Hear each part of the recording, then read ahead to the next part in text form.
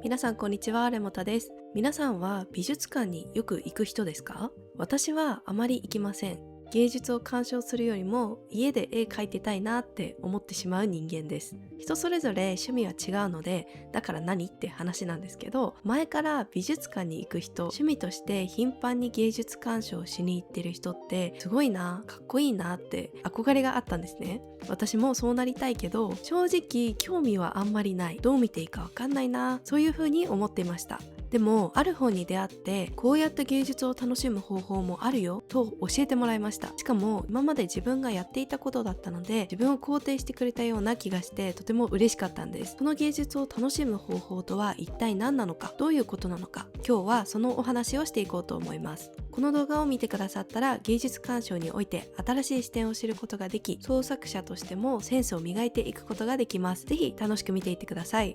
結論からどうやって芸術を見ればよいのかっていうことをお話しします。私が読んだ本っていうのが、千葉雅也さんが書かれたセンスの哲学という本です。この本ではセンスとは何か、どのように磨いていったらよいかということについて哲学的に書いている本なんですね。で、この本の中でセンスという言葉を仮で定義づけているんですけど、センスとは物事をリズムとして脱意味的に楽しむことができるということだと書いてあります。そうです。このリズムを楽しむ、これが私が新しく学んだ芸術の一つの楽しみ方です。芸術の楽しみ方に、新しい視点を与えてくれたっていうことなんですけど、リズムを楽しむってじゃあどういうことっていうところを具体的にお話ししていきます。まずは私がこれまで芸術に対してどう思っていたのか、ちょっとお話しさせてください。この本を読む前、今までは芸術の鑑賞がすごく苦手でした。この動画の冒頭でもね、お話ししたと思うんですけど、何を感じればいいかわかんなかったんですね。学校でよく音楽鑑賞したり、校外学習で博物館に行く機会ありますよね。授業や学びと結びついているイベントなので、私は漠然と技法だったり歴史を学ばないといけないと思っていたんですね。もちろん確かにそれを期待しているのかもしれません。教育においてそういう視点もすごく大事なんですけど、そういうものに全然私は当時興味が湧かなくて、とりあえず何か学んだふりをしながらそれっぽい鑑賞をしていました。メモをね取りなさいとか言われたと思うんですけど、とりあえず書いてあるものを写してメモ取って、そういうことなんだっていう風にその時は過ごしてましたね。なので一時的な学びだったんですよね。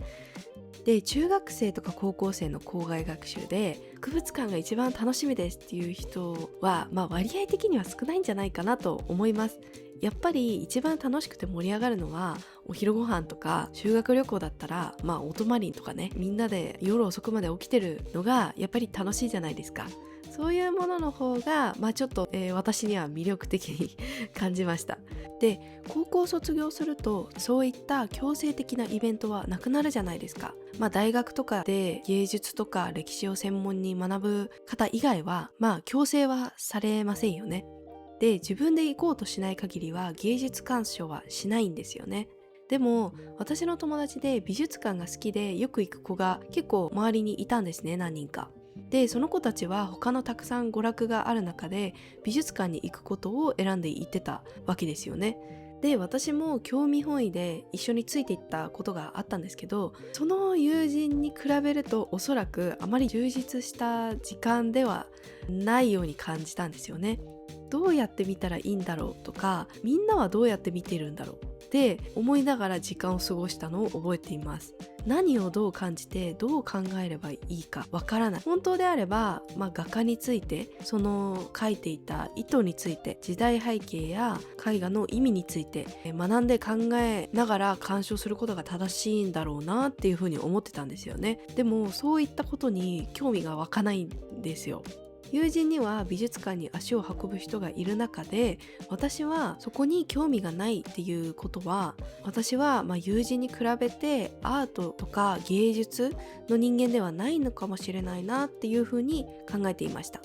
でもこの本のリズムを楽しむというフレーズに出会って、私の考えは大きく変わりました。何か大層なことを学ぼうとしなくてもいい、芸術を見て聞いてそのリズムをただ感じるだけでいいんだということを知ったんです。で、じゃあそのリズムを楽しむってどういうことっていうところをね、お話ししていきます。リズムを楽しむっていうのは、この本に書かれた例がすごく分かりやすかったので、それをまず一つ挙げるとすると、音楽に乗ることとマグカップを選ぶことです。皆さん音楽に乗ることありますよね。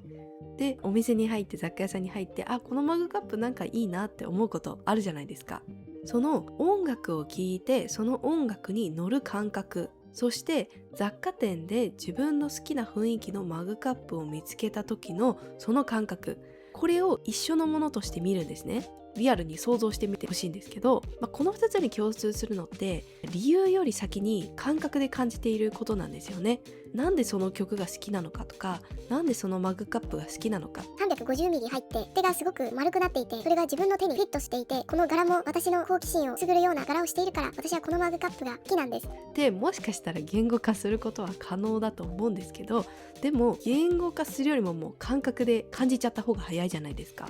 それを感覚と考えてもらったらいいかもしれません。音楽に乗る感覚、そしてマグカップを選ぶ感覚、この感覚をリズムを楽しんでいるっていう風に考えてみてください。で、ちょっとこの例えだけだとまだちょっとわかんないなっていう方もいるかもしれないので、ちょっとイラスト、絵を例にちょっと見てもらいたいなと思います。リズムを楽しむっていうこと、最初の先生の定義づけのところでもあったと思うんですけど、物事をリズムとして脱意味的に楽しむことができる。なので、リズムとして捉えるっていうことは、つまり意味を見出すことから脱するっていうことですよね。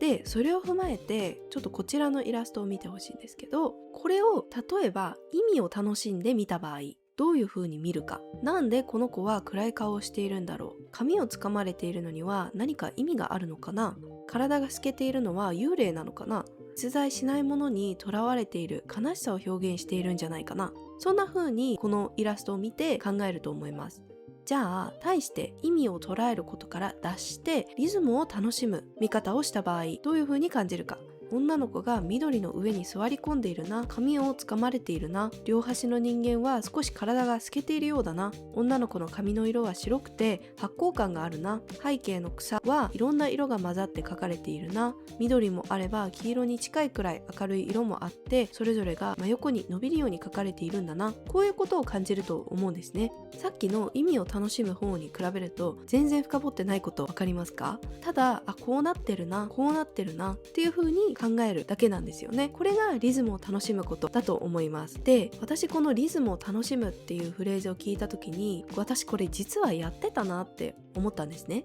最初の音楽に乗ったりマグカップを選ぶのもそうですし、イラストを見る時もそうなんですけど、結構意味を考えずに理由を考えるよりも先に感覚で楽しんでいた。感覚でこのマグカップの雰囲気いいなって好んでいた。感覚でこのイラストの描き方、雰囲気いいなって好んでた。勝手に音楽に乗ってた。そういうことが起きてたと思うんですよね、これまで。で、皆さんもあると思います。ファッションとかももしかしたら分かりやすい例かもしれないですよね。最近よくあるのは、カジュアルなアイテムとちょっと上品なものを一緒に使ってコーディネートを組んだりしますよね。スウェットパンツ流行ってるじゃないですか。スウェットパンツにニット着るとか、スウェットパンツにレースとか、そういうこともあり得るじゃないですか、最近のファッションの流行だと。で、なんでそれがおしゃれとしてファッションとして成り立っているのかっていうことを説明するよりも、これとこれの組み合わせだとこういう雰囲気が出てなんかいい感じだな、これ今流行ってるんだな、そういう風に感覚で捉えること、リズムを楽しむってそういうことなんだなと私は思っています。込められた意味を考